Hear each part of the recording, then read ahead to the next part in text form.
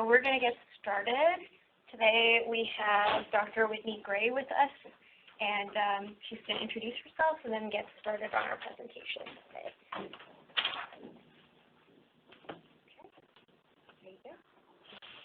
So just to review that this presentation is being recorded.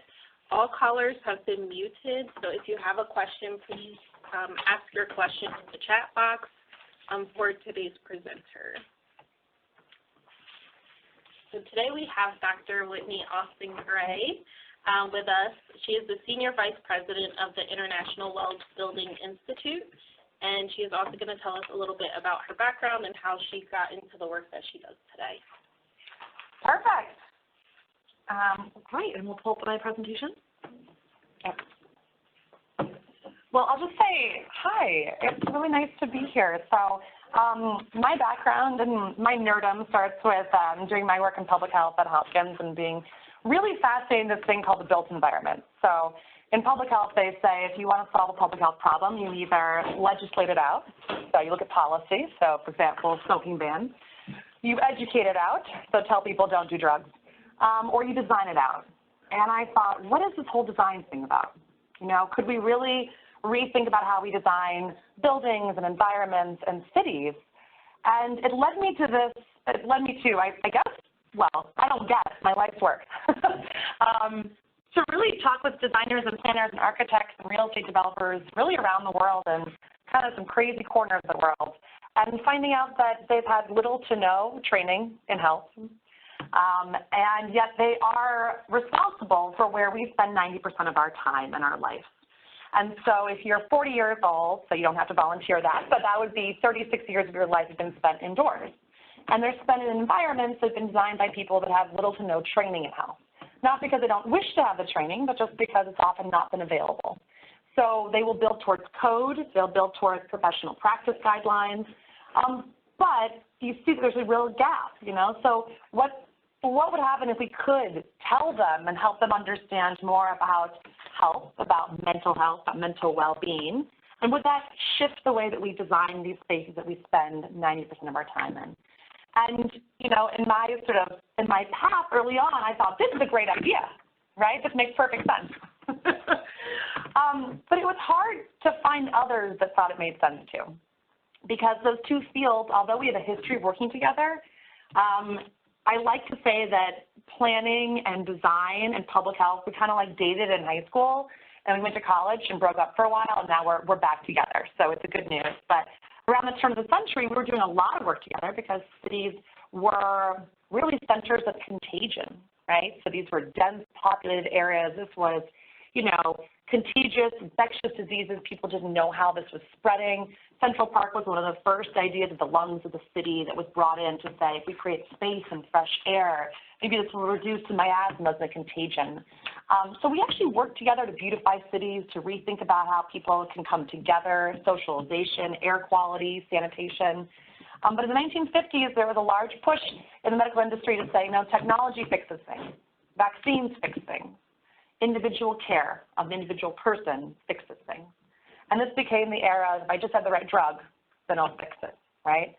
And now coming back to moving from infectious disease, where in the U.S. our focus now is chronic disease. And I'm actually very excited to say this to this audience because I don't get to often say it to professionals in this way.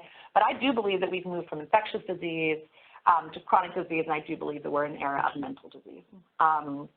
And so with that, we have to reshift our focus. This is not a pill plan. This is not an individual vaccine plan.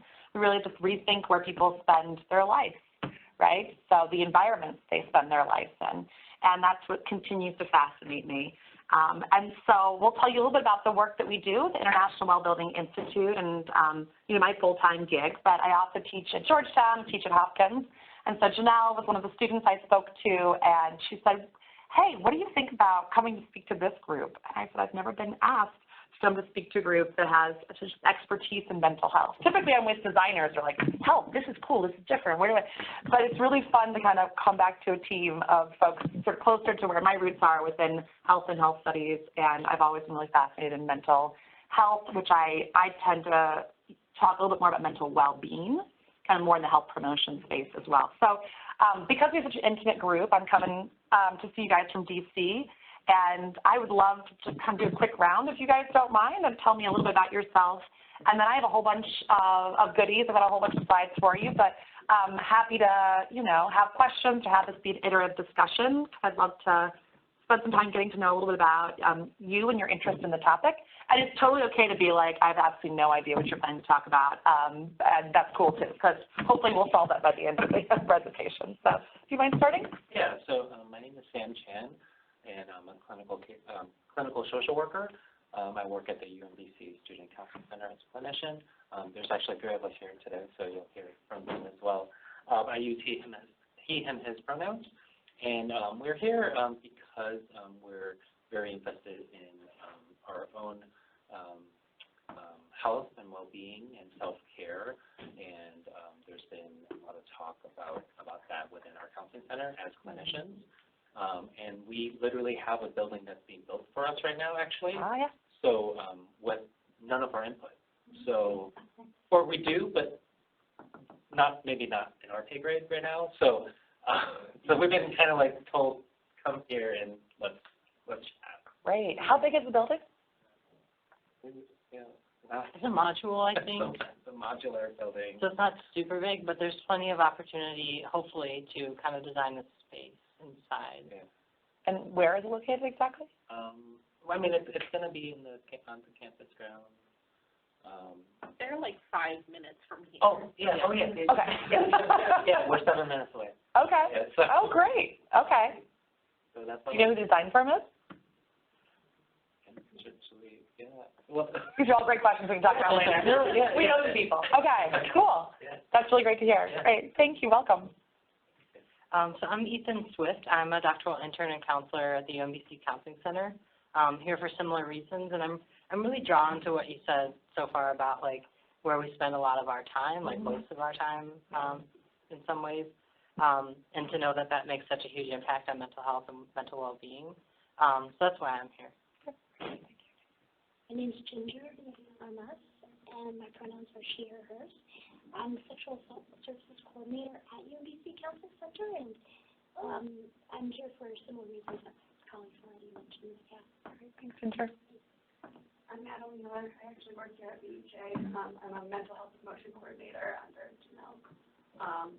So I guess in mental health promotion, how does our building, where we work, where we live, does that help or hurt? Mm-hmm. Hi, my name is Ginger, and I'm surprised it isn't. So I'm Ginger Graham Murphy. I live in D.C. I'm in the mental health field as well.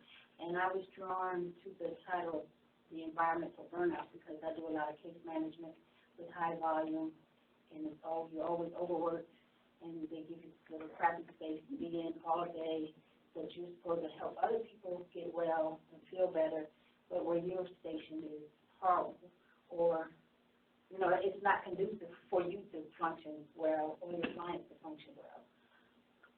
Yeah, so I worked with the Baltimore Medical System and healthcare for the homeless when I was doing dissertation work in Baltimore. And I still remember interviewing this nurse, and she was a nurse, but she was given to this back office space.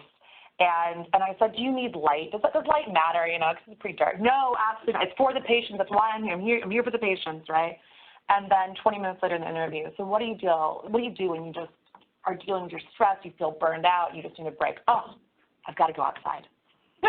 I've got to get light and go to the park, And it's this idea that we often talk about the warrior mentality within healthcare practitioners, which is not me.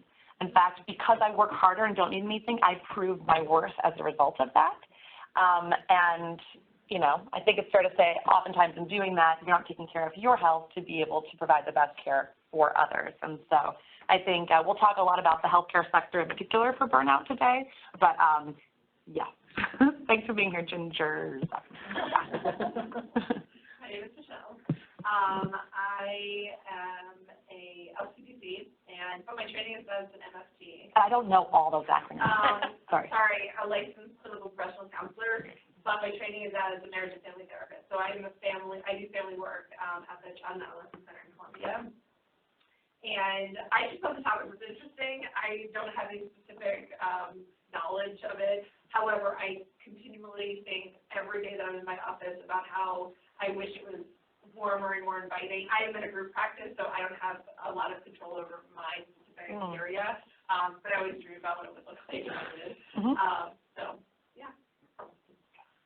My name's Janelle. I'm the Director of Suicide Prevention here at BHA, and I also chair the Governor's Commission on Suicide Prevention. I'm also a professional counselor, and I did my clinical training in a detention center, and I remember not having access to windows or outdoor light and just being in a small confined office doing therapy, and how different that feels from being at a group practice with beautifully designed space and windows and light. So I'm just really interested in, the research that goes into how this impacts our mental well-being and our productivity. Perfect. Thank you. Thank you for having us. Yeah. I'm Indu. I am the training coordinator, the new training coordinator for all of the trainings that we do here at BHA, and I am very interested in this training mostly because I think there are a lot of elements of the built environment of our world that really impact our mental health, and like you said, like in previous iterations of practices, I feel like they're separated, but I think especially with mental health, those things are so integrated, and the more we talk about the way that these disciplines can help each other, the better equipped we'll be to help solve the problems that people face. Perfect. All right. Should we dig in? Let's see. We're going to do it this way. Does that work? Okay, giraffes. That's where I like to start. The birds and the bees, basically. Okay, this is not a trick question at all whatsoever, but what environment supports giraffes' ability to live their best life? What do you think? One on the left. Yeah, it's one on the left. Okay. So menageries first came into sort of existence, and it was a spectator type event where you would go and see these wild animals.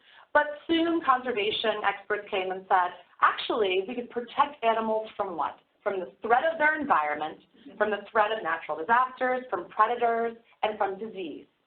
So what we'll do is we'll create this space for them that protects them from everything that could kill them, potentially early.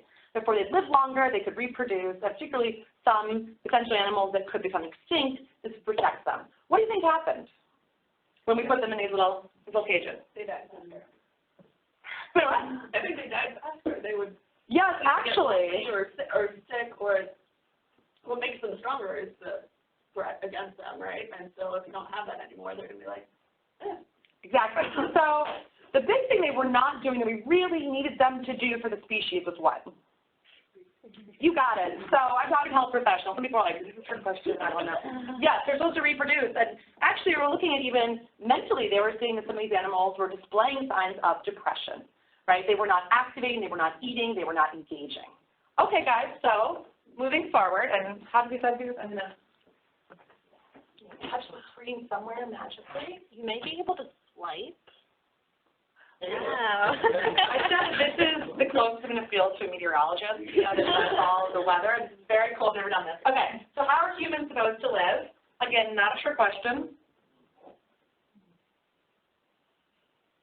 You have to say it though, so it helps. Right. Yeah, it's all right, great. Okay, so does anyone work in a space like this? Okay. So let's talk about giraffes again, right? So what happens when we remove humans from the elements of natural disaster, predators, threat? We give them the food and protection they need, and we ask them to perform at their highest for 8 to 10 hours a day. What do you think we started finding? But these environments were not conducive, and just like we're tracking some of those depression rates with the animals, saying this is not the way that, this is not my natural habitat. I did not evolve to be in this space. The Homo sapiens are around arguably 200,000 years old. We've been in communities for 5,000, cities for about 2,000. And the Industrial Revolution really only lasts several hundreds of years, right? And so have we adapted to our modern environments, or have we maladapted to them? And I'm going to argue that I think we could do a lot better, right? So I wanted to give you a little sense of, I said I came from the field of public health, and I'm fascinated in design, and so I like to say that I'm like a design groupie. You know, like a band groupie that like follows in like the bus behind but can't actually play the music. So no, I can't design a building, but I teach urban planning students, I teach design students, and I'm really, you know, which is a humbling experience, right, to be a health professional saying, I don't know how you're thinking through all these things, but I think we could do better. So with that, I've gone into working and leading research directives for large design firms. I worked with MedStar very closely, leading their building science group and their innovation institute. And now I lead efforts at the International Well Building Institute. And what we do is we're really interested in wellness real estate. And we're focused particularly on a product called the Well Building Standard. Is anyone here familiar with the LEED Green Building Standard? Has anyone heard of that? So essentially, you build a building, and you've got to meet codes and requirements, but you could do it a little better, right? And so there were those saying, I think we can make the building more sustainable. But everyone was doing their own thing, and you couldn't tell, is this really a sustainable building? Is it really energy efficient? Should you get discounts for that or not? And it was clearly needed a standard. So, you know, follow that forward, and here's a parallel for health. Have you ever heard someone say, of course it's the healthiest building ever, and it's a very healthy place to work, and you're like, why? Was it the air quality? Did you fix that? What about the water quality? Was it thermal comfort for the women in the summer, not as, you know, crazy? Like, why is it healthy? Is it because there's green space? Is there a green roof? Like, what makes it healthy? And I will say that mental health often falls at the very bottom of that list of whether or not that's a component of a building being healthy. People think more of the industrial hygiene, physical components before they even think about this idea of light and space and socialization. So, with that, we developed the Well Building Standard and said we need a standard in the industry that if you're going to build a building and put your $1 million down, don't just tell me that you pursued it to be sustainable or healthy. Follow our requirements for it, which has also brought mental health into this because mental health and the mind, as we phrase it, in mind and community sections of our standard specifically ask projects to pursue strategies to support, you know, healthy minds and healthy communities. So that's kind of how we entered into it. But in the past, I've looked at this topic from a lot of different angles, and we're not going to have a chance to go through all of it, but, you know, happy to answer questions, as I said. So I wanted to at least say that when you look at mental health in the built environment, you'll find, like, one dominant article by Evans in the literature. He's probably the best author of this, a close mentor and friend. There's very few other articles. You'll see quite a bit on depression. You'll see low-income housing being tracked for that. But remarkably, there is a dearth of the literature that really helps us examine the connection between the built environment and mental health and well-being. So built environment, just so we're all on the same page, I define it as man-made spaces and places. So a building, a city, a tunnel, underground, a park, if it's been planned and made, it's the built environment. So we're trying to figure out in this infrastructure how it's connected to mental health and well-being. So a couple of the areas that we study in particular have to do with suicide prevention and healthcare design. That's probably the most immediate outside of low-income housing and depression. So this particularly is going to be how do you design a space to reduce suicide or harm to self. I've directly been involved with Trinity Healthcare System when we triage patients in the emergency department.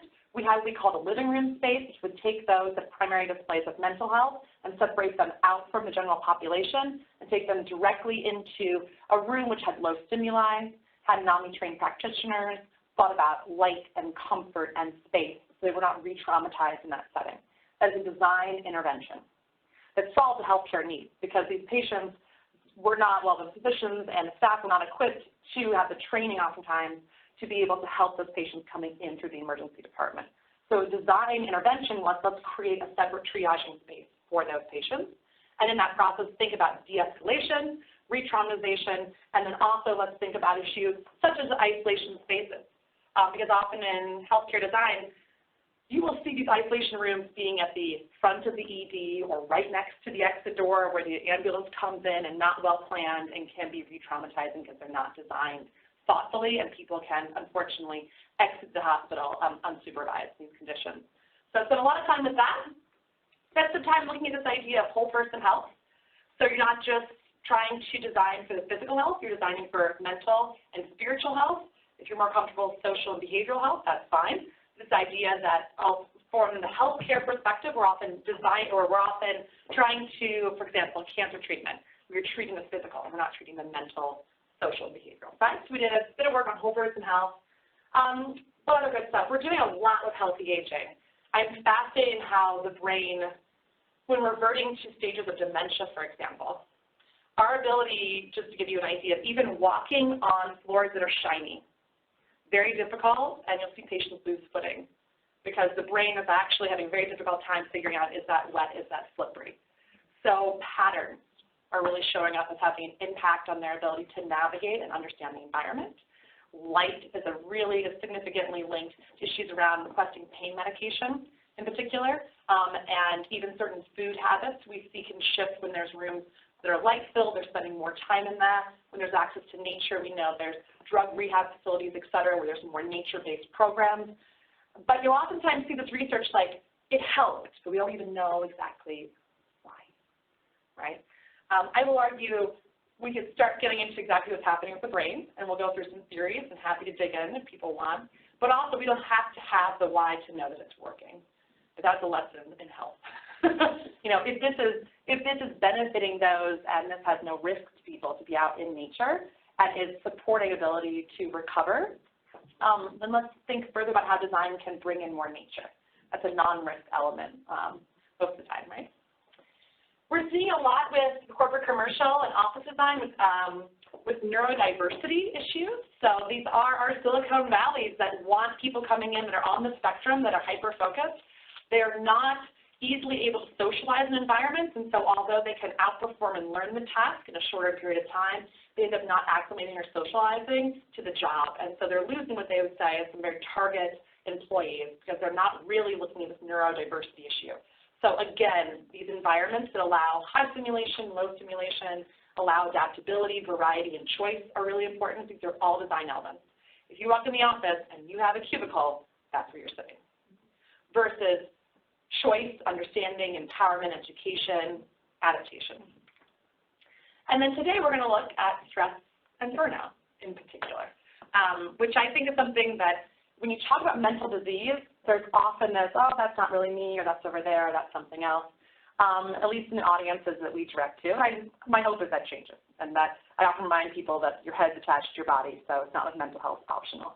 But burnout is something that people find very sticky in their life, very relatable. It's a very acceptable term within corporate cultures of burnout, right? Like that's something that happens to people that just work super hard.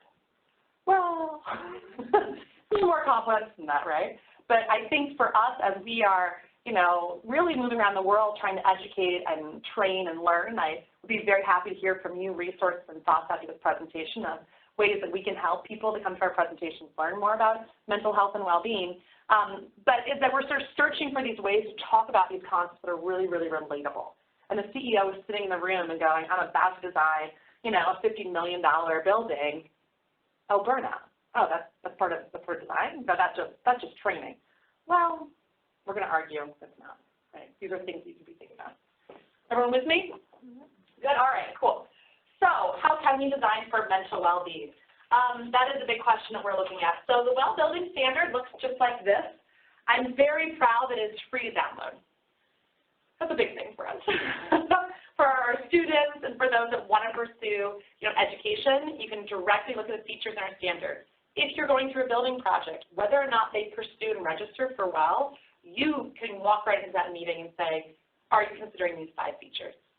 And it is written in the language the designers will understand. And it doesn't just say, hey, are you doing something about mental health? It's like, specifically, are you incorporating this much light and this much nature at this point in time, right? So it gives them parameters because it can be overwhelming for design teams, and you're like, just think about this. And they're like, what? Like, where do I even start? I have a deadline yesterday. So we have to be able to speak in their language. Since we launched in 2014, we're in almost 60 countries. So talking about mental health and well-being in Serbia versus Melbourne versus India versus Texas is a little different. I've actually personally found, because I've launched a lot of those presentations in different countries, is that when I say, which one do you want to hear about? All of our concepts. Do you want life? Do you want thermal comfort? What do you want to learn today? Like mental health. Because they're just like, what? nowhere in design school did anyone talk about this to them. And so there is a thirst to understand the topic and a confusion, I will say, too, I think, with that. So these are the 10 concept areas in the well building standard.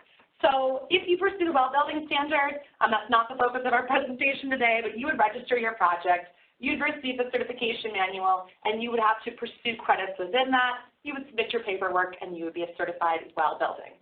So if you chose to work for a company and you walked in the front door, you would see a plaque that would tell you they went above and beyond to invest in the health of the people in this building, which can really mean something to you when you're spending 90% of your time indoors and 90,000 hours of your life at work.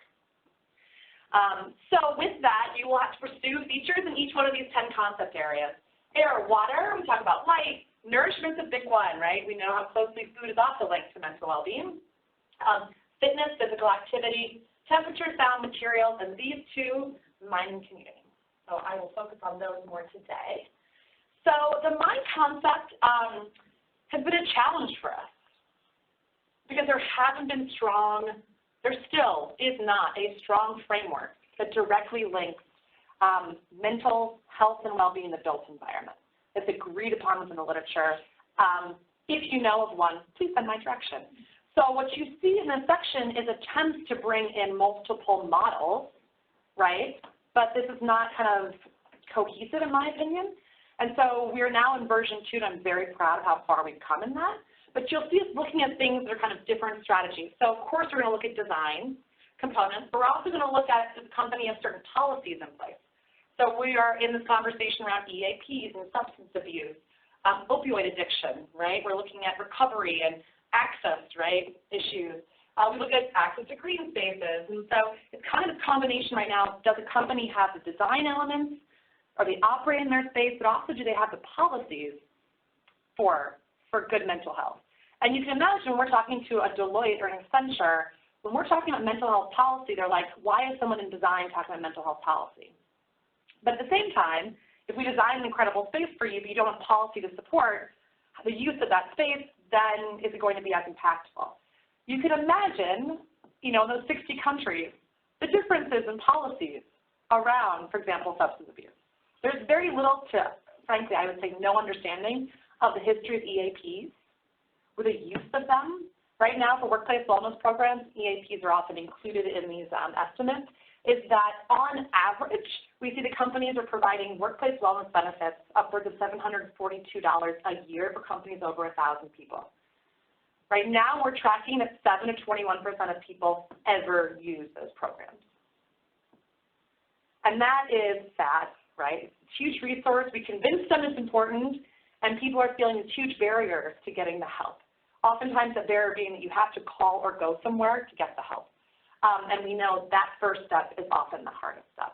And so when it comes to an active intervention that requires you to activate the change to get the intervention, we're going to argue that we have a real role to play within the built environment as a passive intervention. If we design a space for 100% of people, you don't have to do anything to benefit from the change. The example of that would be, we look a lot at physical activity, and if we have an activated staircase, so we're just encouraging you to take the stairs. They're not like creepy in like the corner of the building with poor lighting, with no access that are locked. It's like big, wide, open staircase that everyone uses because it's a main artery of the building. You see people as you're moving through the space, you get physical activity. If you're dealing with obesity, you don't have to call a number to use the stairs, right? So those stairs, our argument is, help 100% of people if they choose to use it. So try to really examine some of those barriers to getting the help for health, and how can we start to design that in. That's not 100% of the solution, but there are ways that we can look at this. I will give you, because this is so much fun for me, because I don't get to normally present to this audience, I give a lot of these examples. So there is a university director that was going through a health and wellness design, and this was actually a small footprint project. And I'm happy to share the case study, but he gave me the story that I thought was chilling, that they designed in meditation rooms. They had a very robust program on the campus for students, and they're really finding that those that pursued practices around mental well-being were often sort of stigmatized to the point where they pretend that they didn't actually have those practices. Like let's say they were very into TM or meditation. It's not something that they would broadcast per se. They're really trying to train people about how to broadcast this, how to be advocates, how to use the center for meditation. And he tells this story that they designed this beautiful space, and they didn't want to be a disease center. We don't want you coming when you have a problem. We want you using this for your overall well-being. And they had this woman come in, I guess pretty late towards closing, with a beautiful ball gone on and, you know, tear-streaked face and clearly like distraught. Something, you know, in her life had happened that was very traumatic for her. And they said, well, we saw this woman come into the office and thought, okay, we're going to have to call, you know, we have to call in the physician if he or she is available. We're going to need to, you know, call this in basically. And she walked in and she said, I hear that you have meditation room. I just love that story. It gives me chills, right? Because she's saying, I know your center is a resource. I am coming here because I know how to manage this. I just need a space to do it. It's not my dorm room. It's not, you know, with everyone watching. And that is like the power to me of when we start thinking about, you know, design and connecting it with these programs and policies and starting to make people more aware of how they can use space better. So that's the section of the mind. You know, all of our stats on mental health, so I'll skip that. And we also look at community. So we have a well community standard. So this is really going to look at multiple buildings within a community. This campus is a community. So we're going to look at what we call interstitial space. So between buildings, how are you relating to others? How are you moving? How are you socializing? How are you activated? Is it dead space and parking lots at night? Or are you seeing the community come in? Is it an introverted campus or extroverted? Are the walls open? Are the gates down? Are people using the space, right? We're asking things like diversity of space. So when you see a planned community, does anyone know what the Village is down in Florida? Oh, they're crazy. It's got 65 or older. And so you have a very homogeneous population. And I think, you know, for me, that's like, okay, that's a huge risk when you have a homogeneic population, because if something's to affect an age group only, you can wipe that population out quickly. You have no diversity, right? So we're trying to understand how diversity plays into community. So we will actually look at low-income housing being part of the development. We look at a lot of health promotion programming. We look at policies that foster social cohesion, community identity, and empowerment. We are closely tracking isolation, right? Fundamentally believe that place plays a huge role of being able to isolate yourself or not. Being alone is not being isolated. If you live in an apartment building and you feel isolated, yet there's 1,000 people that are around you. You know, what is it about the design? This is as simple as some buildings requiring where they put mailboxes. These are very simple little issues that require people to leave the house or go outside or not pull in the back in the garage, to be seen, to have to go somewhere to interact. These very small environmental changes are very important, right? And very thoughtful and not accidental. And then we can, I don't know if you're interested, but crime prevention through environmental design and a lot of issues around aggression and injury, we also deeply look at with community design. That relates to mental health too. So with that, we work in communities, we work in commercial buildings. We're doing a lot of work on healthy aging, so that's been a new platform for us. And we're working in hospitals. So I wanted to give you a little sense of what we're doing with that, because we have sort of all projects in, which means any building can pursue well right now.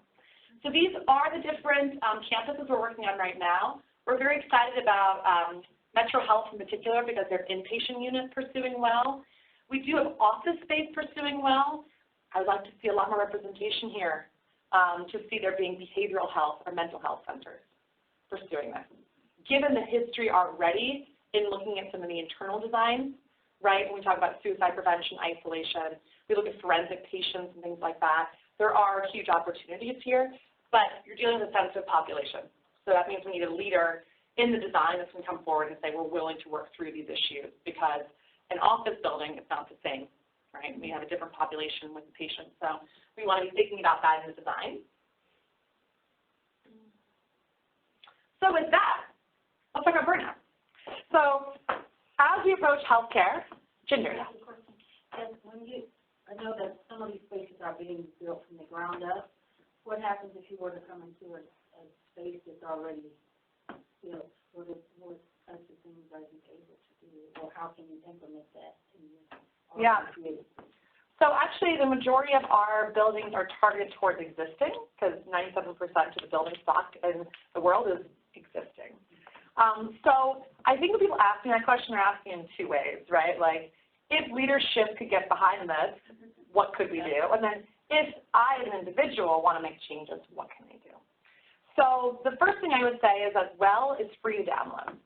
And so you can take a look at the list from the very beginning. Even if you're not familiar with all the terminology, you'll get it, right? Am I aware of the air quality? Am I aware of the water quality? These are $15 tests at Home Depot that you can go and bring in and be like, what's the water like? I think people are pretty, familiar with using a Brita. That's kind of a personalized solution to dealing with poor water quality. People are so used to that when we put in good air quality, people are afraid to turn the faucet on in our well-certified offices. We put like a big sign that's like, no, this water is, once again, healthy to drink. Air quality is the same. So if you're asthmatic, for example, people that be more familiar with those environments, there are ways, even apps and tracking devices on your phone, so you can get an idea of what's happening in the environments that you spend time in. And so I go through that list and I start to get empowered around how is my environment doing. If you feel like there's spaces that you don't have an option to change, you can do things like bring in symbolic nature and symbolic art. So if you can't bring a live plant in, we really look at a lot of symbolic because there's concepts around biophilia, which is humans' innate connection to nature. And we actually look at fractal patterns in nature. People are familiar with the golden ratio. And this is what we find spider webs and flowers. They all follow this ratio. And this is so linked to our understanding of the connection that we have with nature that carpet manufacturers are building it into their design. And wallpaper, because this fractal pattern is so important for us. Healthcare design is extensively using this. So even if it's not a live plant, even bringing in some of these symbolic plants or symbolic art in nature can actually have some of these powerful impacts. And we call that attention restoration theory, which will have to do with when the brain is very stressed. So in order to recover from that stress, we look at ways that we can restore. So this goes back to theories around that humans evolved in the savannah-like plain. We were protected. We saw it on the distance horizon line. And in doing that, they basically theorized that those that were able to equip themselves best from harm and to be able to recover best from stress were able to have the strongest genes, kind of the idea. And so that plays forward in how we use nature even now as a restoration to deal with some of the stress response. I would say those theories, they're theories, right? But they do provoke an understanding of some of these connections people already have innately with nature. The last thing, I could talk about nature all day, is Shinrin-yoku, which is forest bathing. If you're very interested in nature, this idea that if you bathe yourself in nature, not only are there positive impacts around our connection visually, but also with the air quality. And we're linking this to pain receptors, right? Because the trees are doing a lot of the work for the air quality, so we're actually not just oxygenating the bloodstream, oxygenating the prefrontal cortex, right? These have a lot of positive impacts, but they're also looking at actually pain mechanisms, which is interesting. It's early research, but so go through the list, do some of your own work directly on your air quality and water quality, and then look at things that you can add. And then from that list, if you can get the attention of others, then you can have someone, reach out to us directly. They might choose to register. We go through that and really look at your building and say, how close or how far are you? For a campus like this, they may choose to pursue it for one building, but there will be things they learn from that one building, like lighting. These aren't great. So, interesting thing about this is so what? Not surprised. Your photoreceptors have a sort of evolutionary quirk that they can't tell you what kind of light you need. So if I was to walk up to you, walk up to Ginger and be like, this is outdoor light, this is 100,000 lumens versus indoor 10,000, this is the color temperature. Ginger could not say to me, I need 4 hours of that and 2 hours of this. Unless you're what I call a canary, someone who's already sensitive to the environment. So if they're a migraine sufferer, PTSD is showing up on this, TBI, I don't have to define any of these acronyms to tell you. They're able, and there are certain sensitivities, or my canaries, that will actually be able to detect, frequency and light. They'll respond to certain color temperatures, and they are those, canaries? Yeah, I get migraines, and so like cloudy days, I know. People turn the light on to. Actually, I don't know what I do. It's directly related sometimes with stress, but then I have like emergency Tylenol. It acts kind of like a placebo to me, actually. I don't really know if the Tylenol is working, but I do need it in cloudy days, and I know right before, I'm going to have some migraines. But they're not migraines, they're just like kind of more headaches. Yeah. But not migraines. Well, I mean, I'm a canary. I mean, the story goes the canary saved us. Let's be clear, right? Carbon monoxide, you were in a mine, and the canaries chirped because they have very fragile digestive and respiratory tracts, so they told you carbon monoxide was present. So if you are in a room with someone that deals with migraines and you're exposed to the same light sources and they're telling you that they're having a reaction, that's your canary. You know, you don't need to wait around day after day and ask yourself why you have eye strain and fatigue and you're not able to focus. So these are things like lighting strategies that once we start fixing it, you'll see administrators say, well, let's just start fixing that for multiple buildings. Even if they're not all pursuing WELL certification, there's ways that we can start to domino effect a campus. So in short, super be empowered, you know, download it, spend some time on your own personal health. There's things you can immediately do. And then I've seen a lot of people go forward with their management to just say, I've done the review for you. Would you consider these other elements? And here's a number to call if you're interested. Oftentimes leadership is not aware, and I think part of team's work is to help leadership be aware of opportunities. So that's a really long answer, but it's an important question, you know, because we talk a lot about all the harms of the environment. People leave the presentation being like, oh, what do I do? Okay, well, let's do the burnout. So we're going to pick on Sheila. Sheila has a day that a lot of us might have where you wake up and what's the first thing you look at? An iPhone. This has an alert, which is going to immediately turn those stress responses on, right? Prefrontal cortex engages, and we're off to the races. What do I need to do? Who am I responding to? What's important? Am I a good mother? Am I a good friend? Am I a good wife? Am I a good, right? All these things start hitting the brain, and before she's really even had a chance to wake up, her brain's already focused on what she needs to do during the day. Because she wants to respond to just a couple emails before getting on the road to take care of those issues, she misses that beautiful window of time, which is when there's no traffic. And for those of us that live in Baltimore and D.C., we know that window. So now she's in the office, and she's also missed the office window where it's quiet. So now as soon as she comes in, everyone wants something from her. On average, we're looking at people being interrupted every 3 to 11 minutes in offices, upwards of 25 minutes to recover concentration levels. Depends the type of work you're doing. But you can imagine constant stimulation, an inability to manage the stimuli, right? So she has a big project that's due in the afternoon, and she can't get it done, and she can't go anywhere because she's in a cubicle, so they can find her and inundate her, and she cannot focus and get to the deeper stages of thinking, right? So, you know, around 3 p.m., she goes to what I call the legalized drug break, which consists of what? And? That's right. That's right, caffeine and sugar, totally legal. And they have an impact, don't they? Because she's trying to stimulate the brain, right? Ask yourself how often you have a legalized drug break on the weekend. When you're sitting in the beige on beige spaces, that's beige carpet, beige floor, beige wall, you'll try to activate yourself, and that is one way to do it, legalized drug break. So she gets through that and finally gives up and heads home just to get more rush hour. Doesn't get home in enough time to go to the gym, answers a couple emails in the evening, and says, I'll do better tomorrow, except tomorrow is the same. And when you do that day in and day out and day in, day out, it's not an exception, it's the rule. It's your life, and that's 90,000 hours of your life is at work. 90% of your time is indoors. So this is a big deal for offices. So around the world, we asked over 30,000 people around what is a major issue in the workplace, and they are reporting stress. Of course, we know that the term stress in itself is not bad, but distress or inability to cope with the demands of stress can exceed our abilities, right, to adapt, and then we have some problems. So we're asking ourselves a lot, like, how can we deal with workplace stress?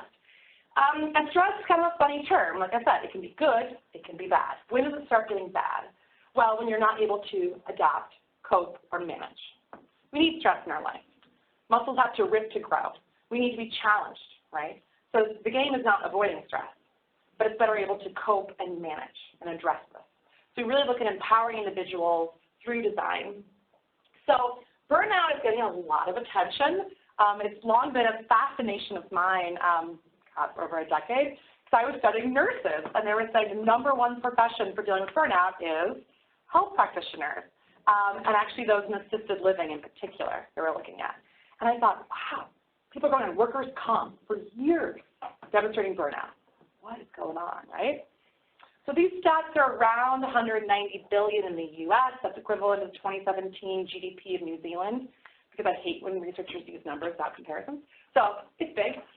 This summer, WHO came out and said that the actual global footprint for burnout is $311 billion. So huge. And what's happening as a result of this? So if we look a little bit at nurses in particular, they are self-reporting that these levels are very high of burnout. They report that their work is directly linked to it. They consider changing hospitals, leaving their job, and not able to cope with it. It's also linked to catheter errors even, so we know there's actual medical consequences for patients.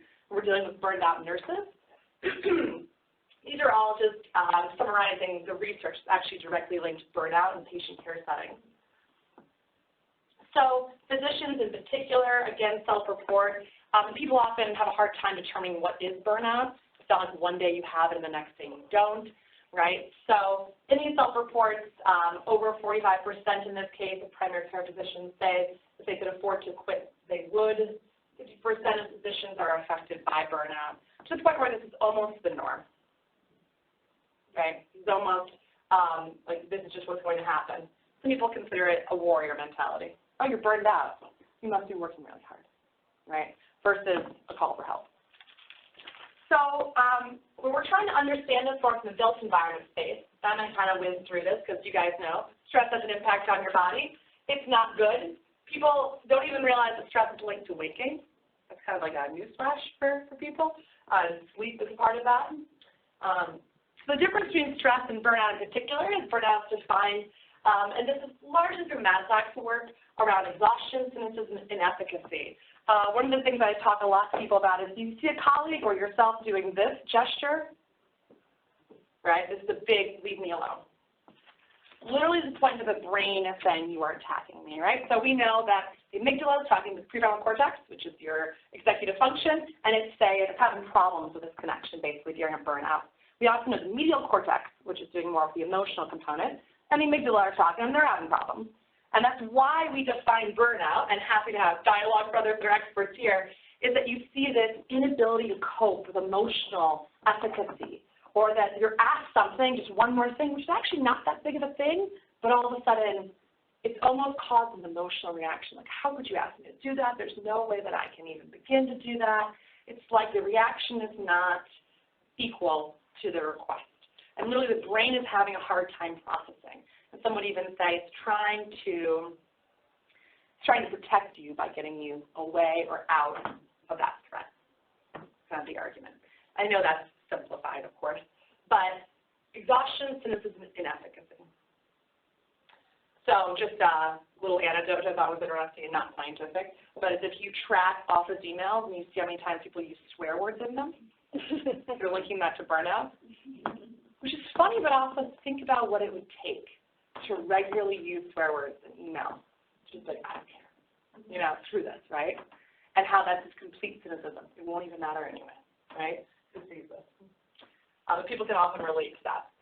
So this $311 billion footprint globally, this $190 billion footprint in the U.S. for burnout, is that for us as built environment professionals and health professionals, but particularly for those I talk to in design and real estate, they're not asked to come to the table. They're not asked to be part of this discussion at all. And so I'd rather the answer is, just deal with it yourself, those that are burned out. And watch some more TV and drink some more wine and here's some drugs and here's Netflix and it'll be okay. You can deal with it and, it's just a phase. And we really think that there's a way the built environment can be part of that. So how can the built environment be part of that? Well, we think well is but one strategy to do. We kind of covered specifically how we look at that. I will just say that burnout is complex. So when we sort of break this down, we're looking particularly at this component of control within burnout and how the environment can play a role in control. Do you want to write that down, Mark? This is directly related to Yeah. And we have a white paper, so I will share that with you afterwards, and you can just disseminate that. I will. We will also send out the link to the presentation when we've posted it on our website as well. Thank you. From a research perspective, there very little to no papers written directly on burnout in the built environment. So we're making the argument that if you're defining burnout through this framework, is that we think that we can make the most influence directly in the control area. We think we can have other influence points, but that one, how can we, through design, allow people to feel more in control of their environment, right? And we think by doing that, and the shield will be better, right? That's kind of the moral of the story. I do want to get to some of the examples. So this is the shield that, wakes up and can control when she's asked to do things, right? This is the shield that when she needs to get work done, knows where to go. She knows when to break, and she knows when to power nap and not just search through coffee. When we do research on fighter pilots, we understand it's more important to that power nap, and it really has to do with, beta amyloid buildup in the brain and our ability to flush when we're napping and our creative sense. And so these things are all intimately related, but too often people feel like a nap is not accepted in the workplace. So we want to create space for her to nap. Or this thing called meditation or mindfulness or maybe just quietness. But if it's not designed in, then it's extremely hard to find quiet. And so we're arguing a lot for these spaces to be part of an office setting. And we're finding people use these spaces in ways that we didn't imagine at first, right? People need to get away, need to focus, and need to be given the choice to do that and be empowered to use that as a choice.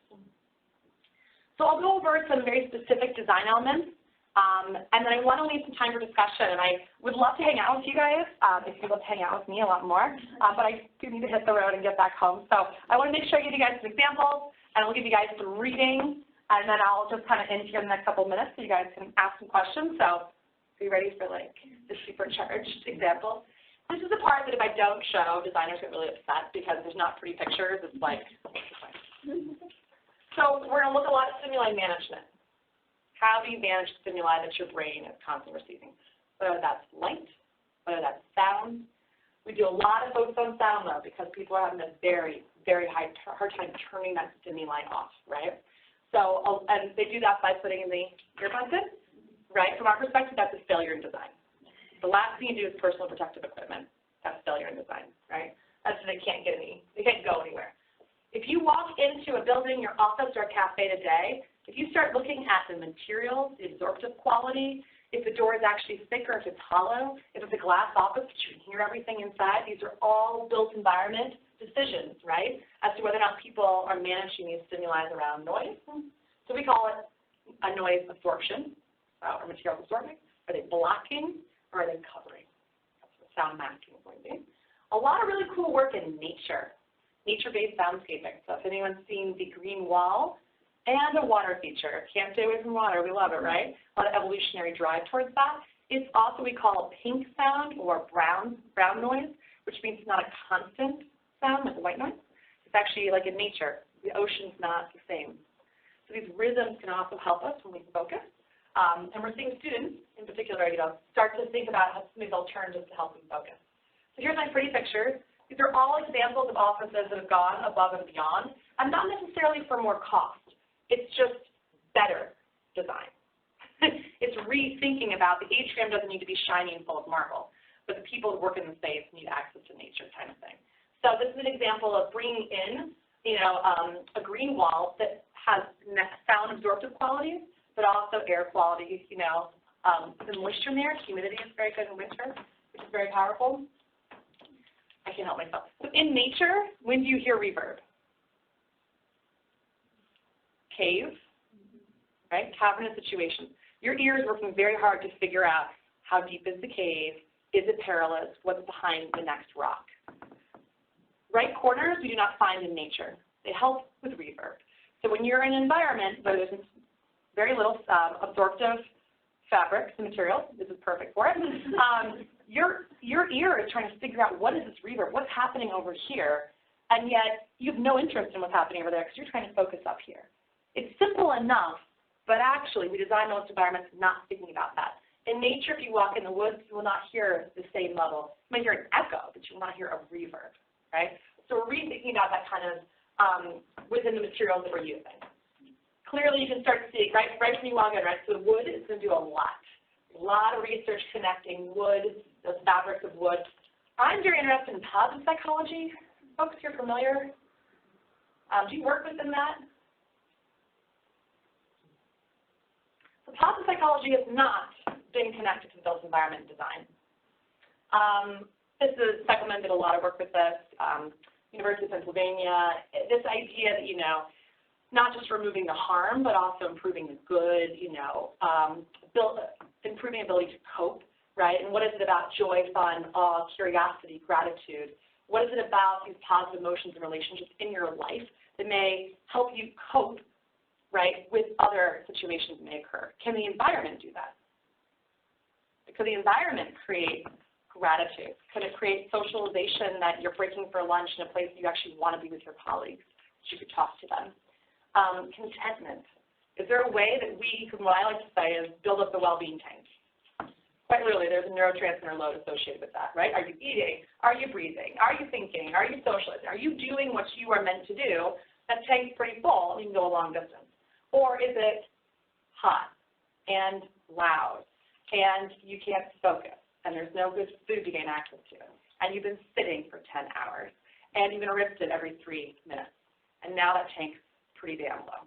And then you get shocked when someone asks you one more thing, and there's just nothing there, to go on. We think there's a way to build this up, but it's the beginning of this research. Happy to welcome any of you into helping us understand how positive psychology and kind of building this tank, right, through design can help. So these are all examples of that, I think. But so this is an example of joy, the built environment. Awe, so this is constantly moving, it's not stagnant. This wall, that's in a hospital campus. This is curiosity, it's actually an eye, so it's part of the eye care clinic center, but what is this? Why? Is it closer, further away? Is it creepy? Is it cool? I don't know. This has to do with socialization, so actually designing in space for people to break. You're not actually allowed to break for a lot of reasons, right? You're slacking, but lunch you're allowed. If you create cool space for people to connect, they will. If it's linoleum and it's loud and you can smell someone's Indian food from the microwave, you're like, I'm not here. Right? Simple but powerful. This has to do with recharging support. The environment telling you from the moment you walk in, it's important to recharge so that you can be your highest. So this is, again, recharging support using outdoor spaces. Activity zoning, so this is choosing. Do I want to be alone and focused? Do I want to have more stimuli throughout the day because you're not the same from when you wake up until when you go to sleep, right? You need different stimuli. This is active design. So I want to take the stairs. I don't even care where the elevator is, right? And if I do that, then I see my colleagues, and I'm outside in nature. And before I know it, I'm just using it because it's the easiest thing to do, but I have all these positive health benefits. That well-being tank is a little bit fuller. Biophilia, so examples of bringing nature in.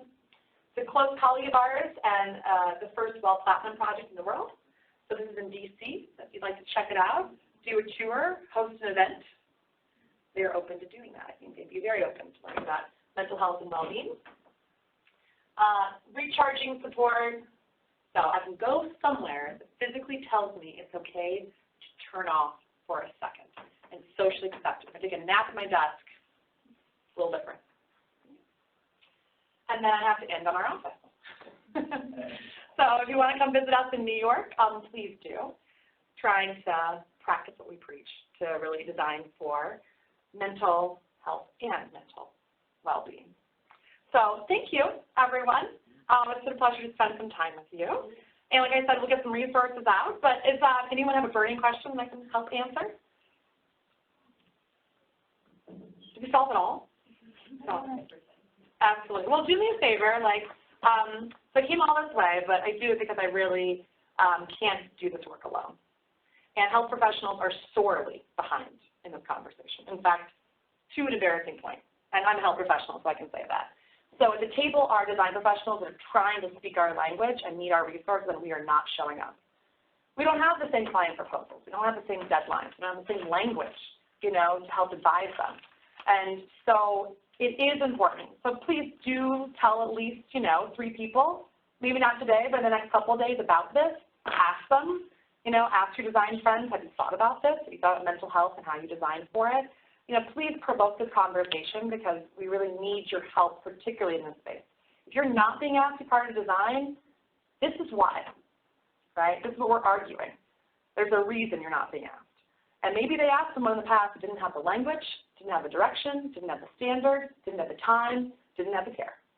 You know, so we really hope to change that, and would love your help in doing that. So, Ginger? Is there any information you could talk about briefly about suicide prevention and how it relates? Because I'm thinking about, I was a student at NYU, and there was a string of suicides, and there was one from the library, and their solution was to put like bars so that people wouldn't jump, and it was just so like, you know, just the addition of that was just so, I don't even have a word for it, you know. Mm-hmm. So I don't have an answer. So there's two sides to this, right? So there's disease prevention models, so suicide prevention models, and there's health promotion models, right? So your disease prevention or suicide prevention are going to say, here's the risk of it happening. We will eliminate the risk and solve the problem. Promotion models will say, no, you got to think upstream before this even happens, right? If you put bars on, people think it's dangerous, right? You don't trust me with the built environment. So there's a lot to unpack with that question, and I don't have the immediate answer. When it comes to prevention, the literature is going to turn you to hospital design, behavioral, and mostly behavioral and mental health institutions and what they're doing for isolation pods and suicide prevention. That's going to be everything you can think about, even airflow going up into the vents to be able to tie a sheet in. That is how detailed that whole thing, the whole process is, and I could absolutely share some literature of what they're doing.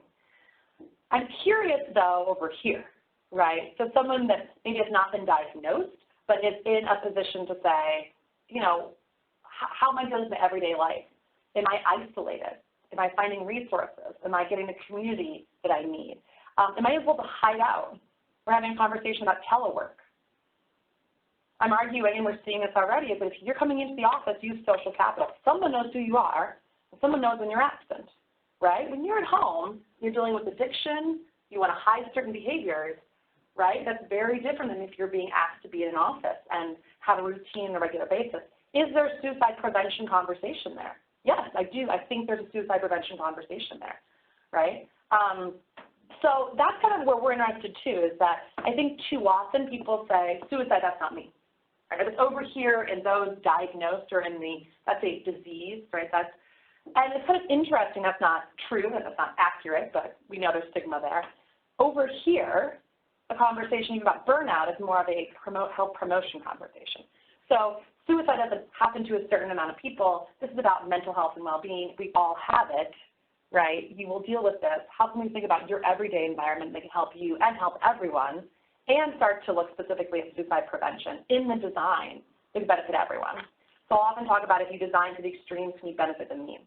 So if you're dealing with someone that is a suicide risk or committed suicide, and you look back, you know, even in the last year or 3 years leading up to that, were there environments, you know, that we could have shifted the way that maybe that reduced the isolation, that improved activation, that improved, you know, visibility, care structures, ability to identify and get resources? Is there a way that we could have done that, right? And so if we could figure that out for those, you know, extreme individuals, because, right, those are still representing those 2.5%, could it benefit everyone? I think so. I absolutely think so. We're doing a lot of work with disability right now. So those that are in a wheelchair, you know, those that have visual disability, hearing disability, and you say, oh, that's not me. Well, newsflash, at some point in your life, you're probably, you know, going to have crutches, or you're going to, you know, ride a broken toe or deal with something. But the reality is people don't relate, right, to this group. I'm being honest about what I'm seeing in the market, right? But we want to change that. And so if we could design for these extremes, could we benefit the rest? So if you design so that people can use wheelchairs, that you have better lighting for the aging eye, that you think about issues like those that are hearing impaired need wired corridors to be able to communicate through sign language that can benefit others that are in wheelchairs or carrying heavy loads. Could you design for the extremes and benefit the mean? Yes, you could. So could we use that approach with suicide and suicide prevention? And I wonder, could we learn from this extreme and look at how to incorporate it across the population? And then could there be something that would benefit everyone? You know, and so maybe that's my parting question for you all that we need to figure out together. And I guess I tend to be on the provocative side of saying, could we do something about it? But I also, deeply acknowledge that I'm not a mental health professional. So, there's a lot that I'm saying here that I hope I'm being sensitive to, the emerging trends in the field as well, but always open to hear from you if there's a better way of speaking about this or if there's other resources that I can direct people to. And I'm already super late for a call. But thank you guys so much. It was wonderful to spend time with you. Thank you.